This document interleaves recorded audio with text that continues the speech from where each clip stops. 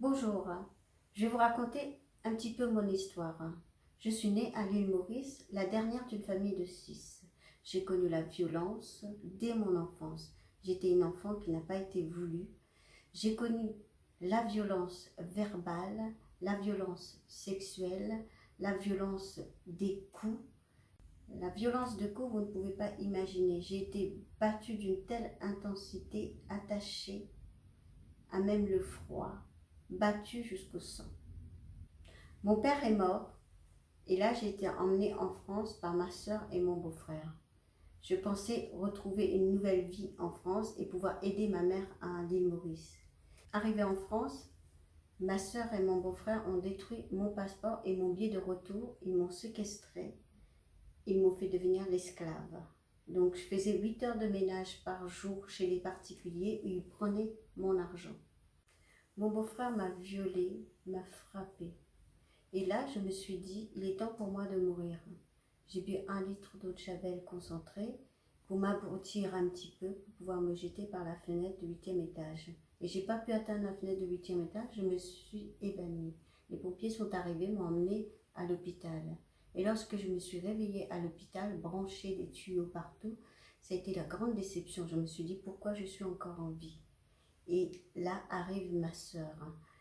Et ma soeur me chuchote à l'oreille, si tu dis quoi que ce soit à la police de ce qui t'est arrivé, je sais ce qui t'est arrivé, et bien je te retourne à l'île Maurice et là-bas on va te tuer.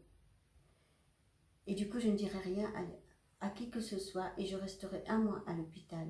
Et je sortirai de là et je serai à la rue.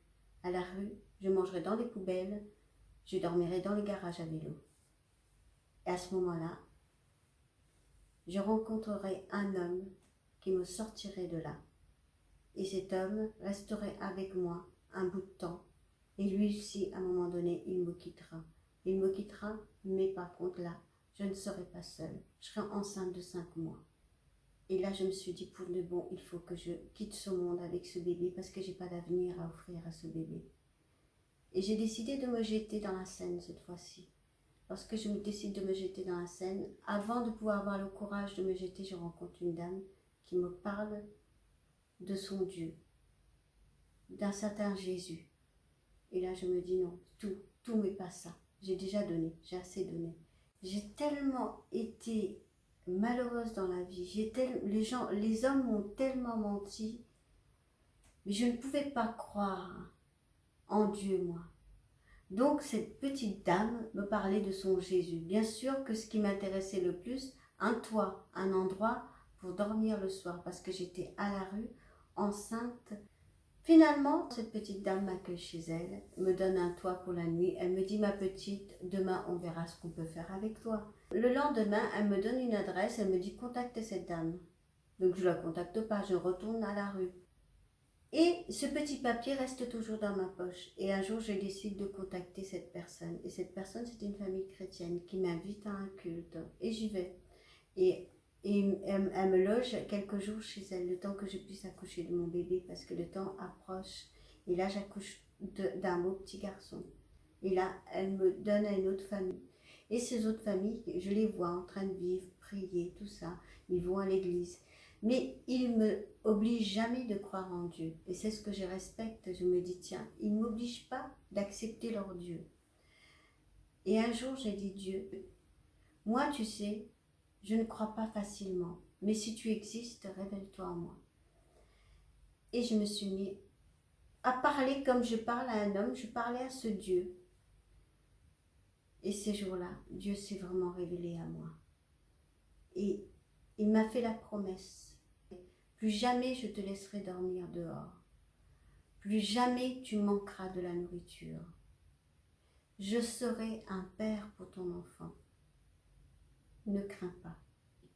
Aujourd'hui, je suis mariée, j'ai 2 autres enfants, donc j'ai 3 enfants, et Dieu ne m'a jamais lâchée. Il a tenu à sa promesse. J'ai toujours eu un toit et j'ai toujours eu de la nourriture dans mon assiette. J'ai vécu plein d'autres choses avec le Seigneur. J'ai accepté ce Dieu de la Bible. Il m'a reconstruit.